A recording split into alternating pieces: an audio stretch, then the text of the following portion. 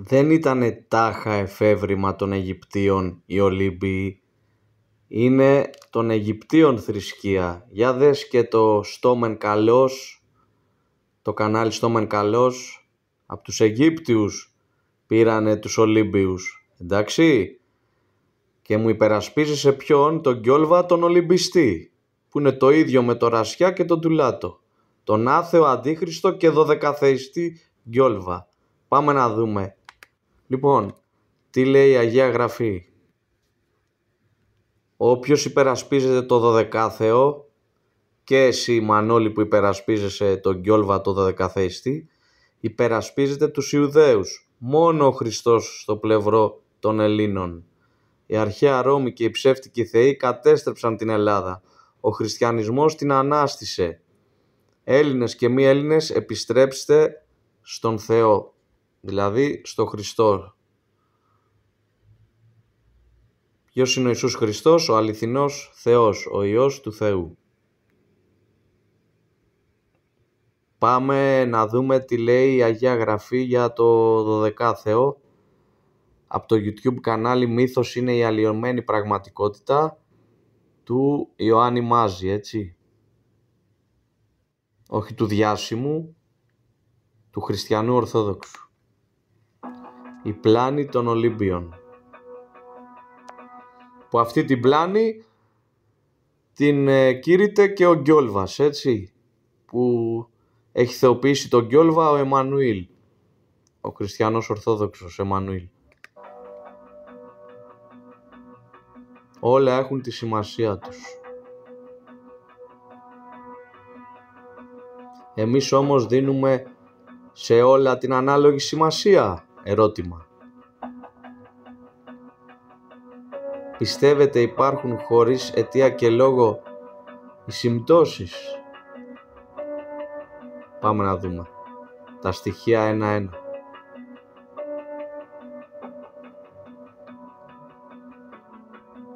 Γραμματική.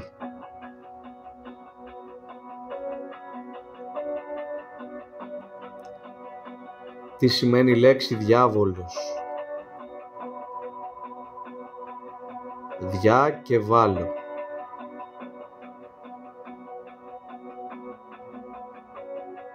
Εκείνος που διαβάλει και τον Θεό. Μάλλον εκείνος που διαβάλει γενικά αλλά και ειδικά τον Θεό. Κακολόγος, συκοφάντης.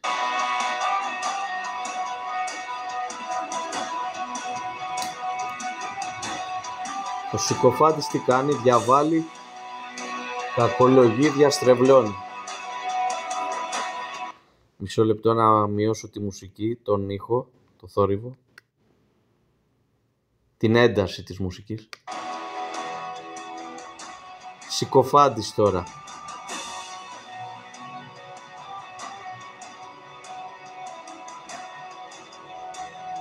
Σήκω και φαίνομαι.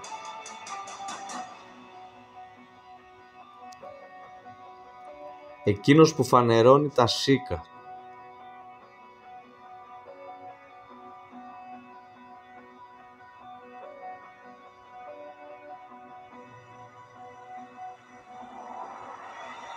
Τι είναι όλα αυτά ρε παιδιά? Μισό λεπτάκι. Αυτός που φανέρωσε τα σίκα.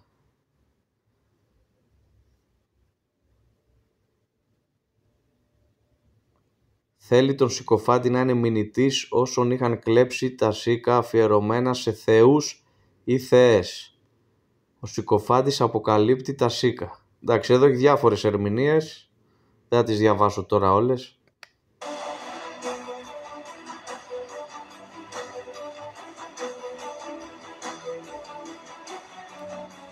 Ο καταδότης στις αρχές διαφόρων παρεκβάσεων. Τι άλλα λέει? Οποιοσδήποτε μηνυτής. Οι ψεύτικες κατηγορίες διατυπώνονται από φτηνούς συκοφάντες κτλ. Μάλιστα.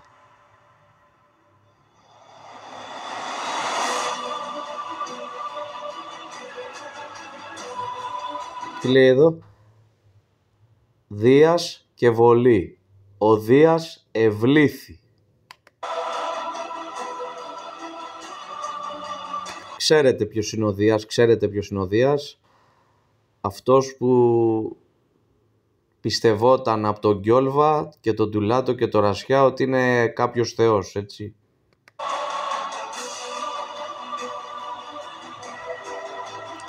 Πάμε στο Ευαγγέλιο.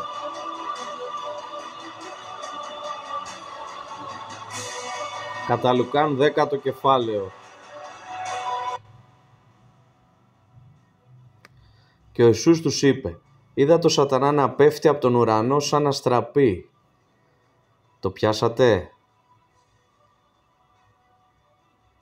Σας έχω δώσει εξουσία να πατάτε σε φίδια και σκορπιούς, να κυριαρχείτε πάνω στη δύναμη του εχθρού. Δύναμη, έχει κάνει και λάθος εδώ. Έπεσε σαν αστραπή, όχι bungee jumping, πώς λέγεται. Ευλήθη ή αλλιώς ρίχτηκε.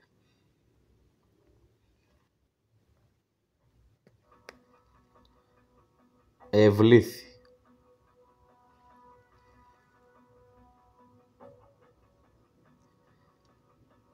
Αποκάλυψη Ιωάννη Θεολόγου, στο 12ο κεφάλαιο.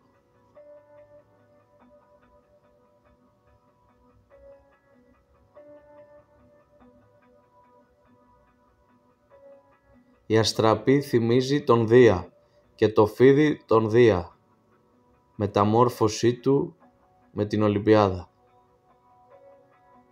Α, ναι, θυμάστε αυτή την εικόνα. Ο Δίας αποπλανεί την Ολυμπιάδα. Πράξεις των Αποστόλων.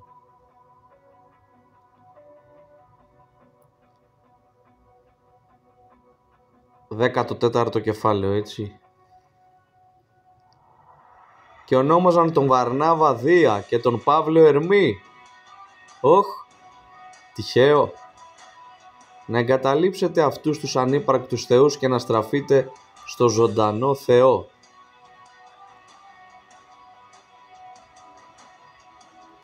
Αυτοί πήραν με το μέρος τους τα πλήθη και λιθοβόλησαν τον Παύλο.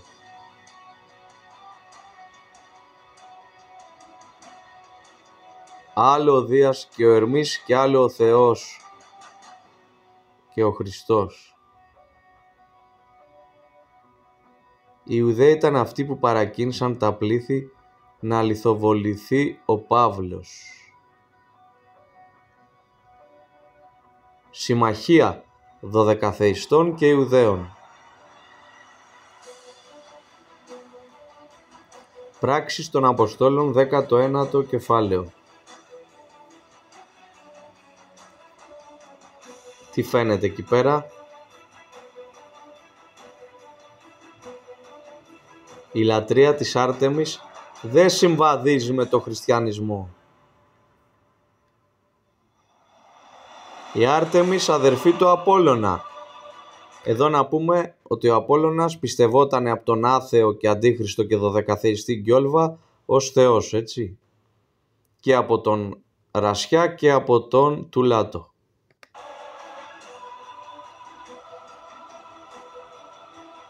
Αποκάλυψη Ιωάννη. Εμείς οι χριστιανοί Ορθόδοξοι πρέπει να διαβάζουμε την Αποκάλυψη του Ιωάννη. Ειδικά εμείς οι χριστιανοί Ορθόδοξοι. Απολύων, Απολύων είναι ο καταστροφέας. Άγγελος της Αβύσσου, θυμηθείτε δίδυμη πύργη. Εντάξει, μπορεί να βγάλει κανείς το γράμμα ύψιλον και να σκεφτεί τον Απόλλωνα, έτσι. Τίποτα τυχαίο. Συνειρμικά πάντα, Υπάρχει και το έργο του Ευρυπίδη Φαέθων.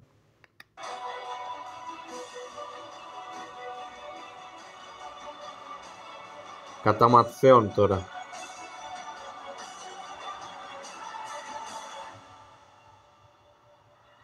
Βλέποντας στο δρόμο μια σικιά ήρθε κοντά της, μα δεν βρήκε παρά μόνο φύλλα.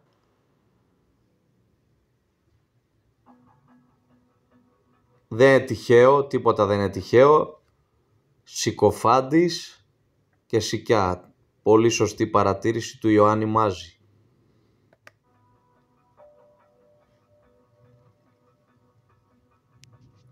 Πάμε και σε ένα άλλο στοιχείο τρίτο.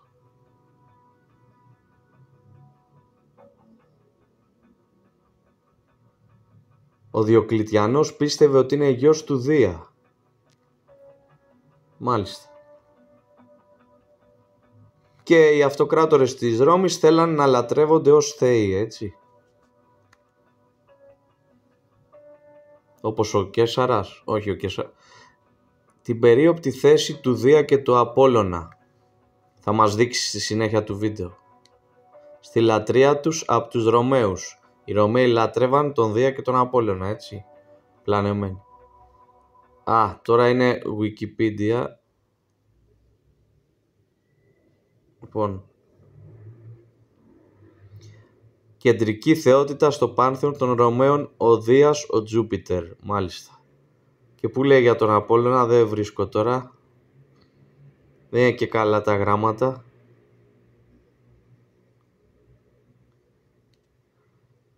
Τέλος πάντων κάπου λέει και για τον Απόλλωνα εδώ πέρα. Δεν το βρίσκω τώρα. Συνεχίζουμε.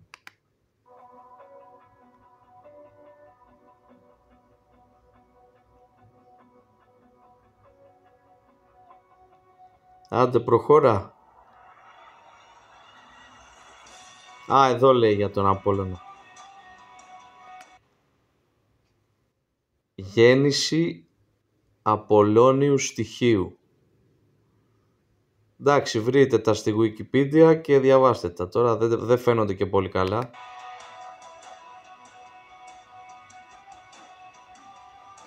Ρωμαϊκά χρόνια, ναι, ρωμαϊκά χρόνια. Γέννηση Απολλώνιου στοιχείου. Ο Δίας ενδιαφερόταν για τον ήλιο. Ναι. Τι γράφει εδώ ρε παιδιά. Τα βόδια του ήλιου.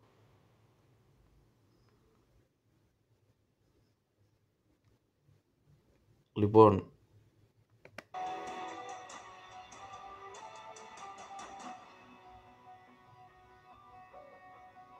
Ο Ζεύς σήκωσε άνεμο και σύννεφα και θάμπωσαν θάλασσα και ουρανό.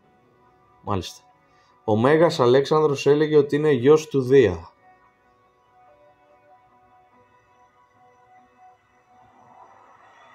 Ένα από τα πολλά σύμβολα του Δία είναι ο αετός. Αετός.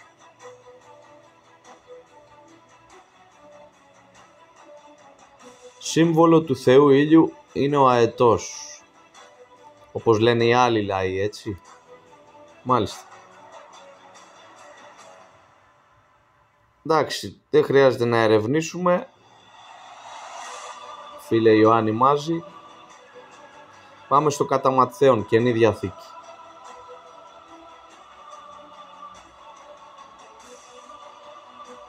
Ζητάτε και θα σας δοθεί, ψάχνετε και θα βρείτε. Σωστά. Άρα, όποιος υπερασπίζεται το Δωδεκάθεο υπερασπίζεται τους Ιουδαίους. Όπως ο Γκιόλβας, έτσι, που υπερασπίστηκε στην Ανίτα Πάνια το Δωδεκάθεο. Μόνο ο Χριστός είναι στο πλευρό των Ελλήνων. Πολύ σωστά. Δωδεκαθεϊστές και Ιουδαίοι πετροβολούν τον Απόστολο Παύλο. Συμφωνώ απόλυτα.